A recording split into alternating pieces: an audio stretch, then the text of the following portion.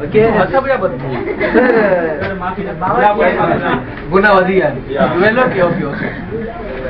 My topic is poverty. Okay. First I want to tell you that the biggest problem of our country, that is poverty. But if we think that poverty is not present in only in our country, if we see in India that India have more than poverty than Pakistan, but they are not what we say. It is their weak point, but they are not what we say. They are making their weak points to strong point. They are what we say, opening a school to them. They are opening a school to them to give them freely knowledge.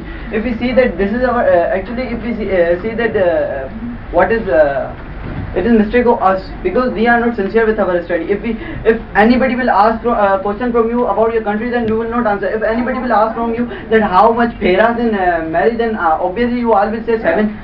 And second is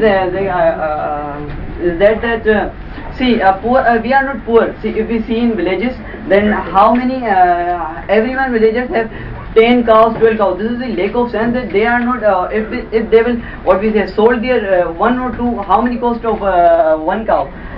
Then if they will sold, then they can what we say, they can live what we say better life.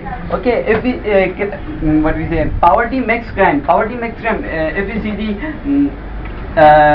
just like if we take the example of Karachi, then most of the crime what we say because of what we say crime make poverty. Okay, and things that poverty will not finish. If we see, then poverty is better than pupils, because whenever we start, then because what we say, sir, poverty ma means no means from from poverty most of people they what we say develop. Just like if we take the example of Socrates, he was poor. If we take the example of what we say Aristotle, he was poor. If we take the example of Hazrat Muhammad, he was poor. If we take the example of Pluto, he was poor.